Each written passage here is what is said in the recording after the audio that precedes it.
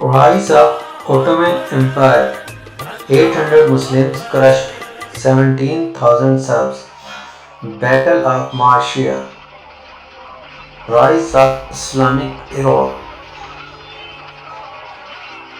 جب 14ویں صدی میں عثمانی افواج بلقان میں پیش قدمی کر رہی تھیں، بازنطینی دنیا زوال کا شکار تھی۔ دوسرے لوگوں نے بھی ترکوں کے بنائے ہوئے اس نئے جوڑ سے فائدہ اٹھایا۔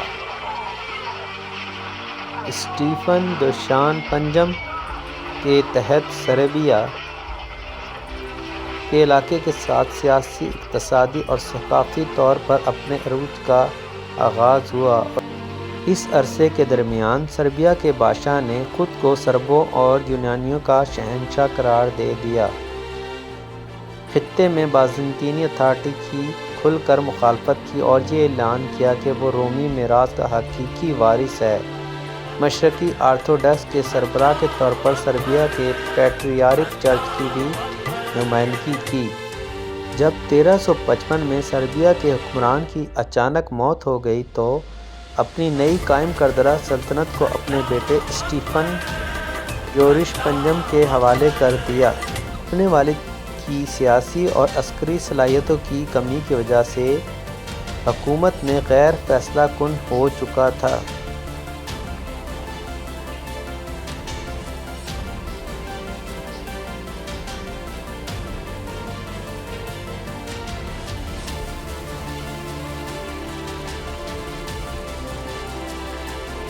سربیا کا حکمران سربیائی پناہ گاہ کی جنگ کا بدلہ لینا چاہتا تھا اور بلقان میں اپنی اتھارٹی کو مضبوط کرنا چاہتا تھا۔ موسم گرما کے آخر میں ایک مضبوط فوج کے ساتھ سلطنت عثمانیہ کی طرف اس وقت جب سلطان مراد اناطولیہ میں بغاوت کو رفع کر رہا تھا، حملہ آور ہونے کی پیشبندی کر رہا تھا۔ Battle of مارشیا 1371۔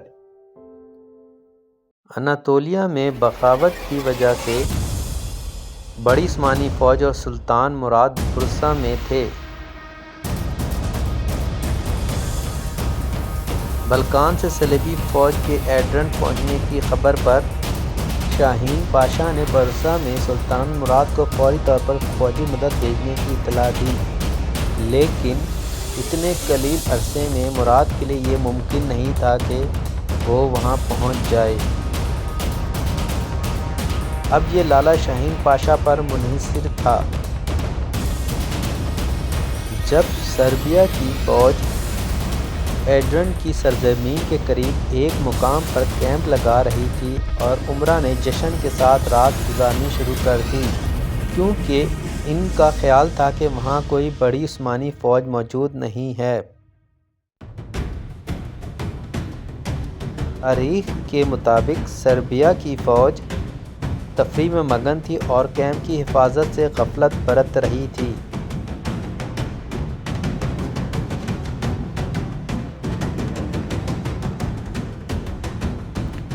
دوسری طرف عثمانیوں نے ایڈرن کے دفاع کے لیے اہم قوت کو چھوڑ دیا اور کارنوس بے اور لالا شاہین پاشا کی سربراہی میں 800 افراد پر مشتمل ایک جاسوس یونٹ کے ساتھ سربیا کے کیمپ کا مشاہدہ کرنے نکلے۔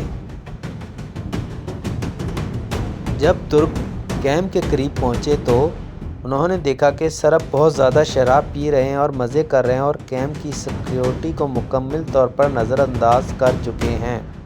لالا شاہین نے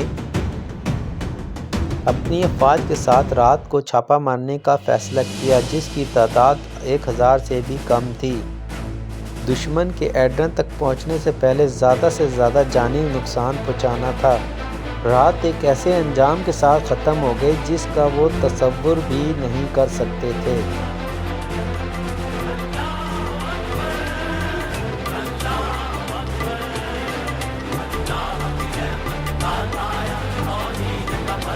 کی جنگ۔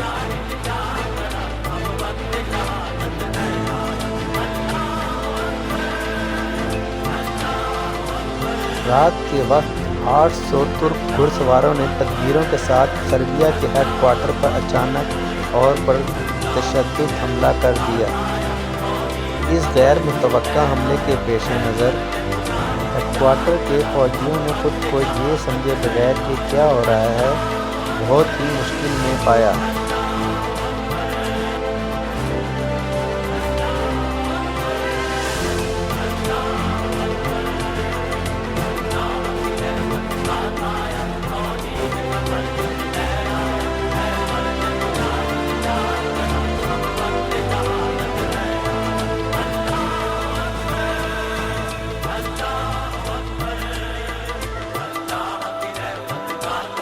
شراب کے نشے میں زیادہ تر سرب نیم بیہوش تھے۔ جب وہ بیدار ہوئے تو ان کے دوست خوف کے مارے بھاگتے نظر آئے۔ خوف ایک بیماری ہے اور یہ معتدی بھی۔ یہ بازی جو لہروں میں بڑھی، اس کے نتیجے میں سرب دریا کی طرف بھاگے۔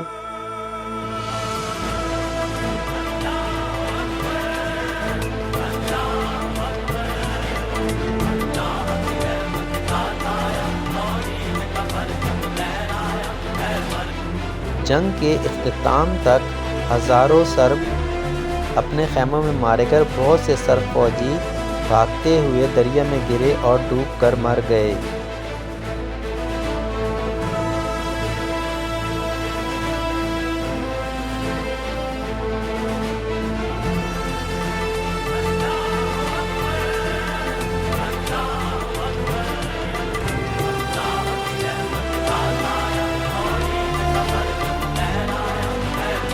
افراتفری میں سربیا کے بادشاہ اور زیادہ تر رئیس بھی مارے گئے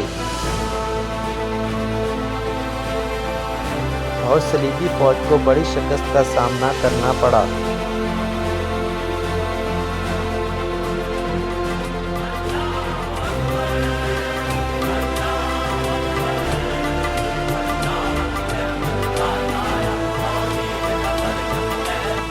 جنگ ختم ہوتے ہی عثمانی لیڈروں نے محسوس کیا کہ انہوں نے بہت بڑی فتح حاصل کر لی ہے۔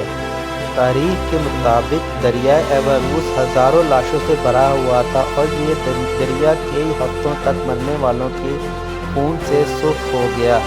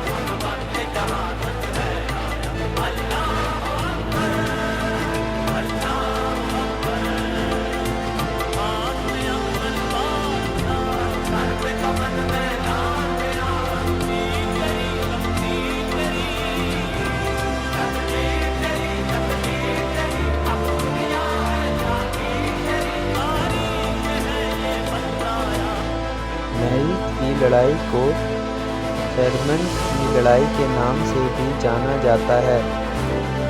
ایک فیصلہ کن فتح تھی جس نے بلقان میں عثمانی موجودگی کو مستحکم کر دیا۔ اس فتح نے سربیا کی سلطنت کے خاتمے کا آغاز بھی کر دیا، کیونکہ اسٹیفن یورو پنجم جو بے اولاد تھا اگلے موسم سرما میں وفات پا گیا۔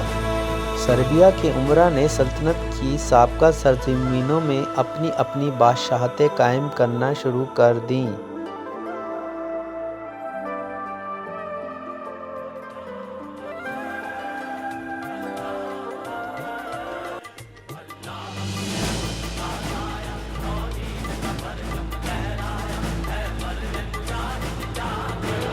مراد اول اور عثمانی فوج کا بیشتر حصہ گرامین کی فتح کے بعد تیزی سے تھریس واپس آیا اور بلقان کی نئی مہم کی تیاری شروع کر دی۔ ترکی کا دور اب بلقان کے لیے شروع ہو رہا تھا۔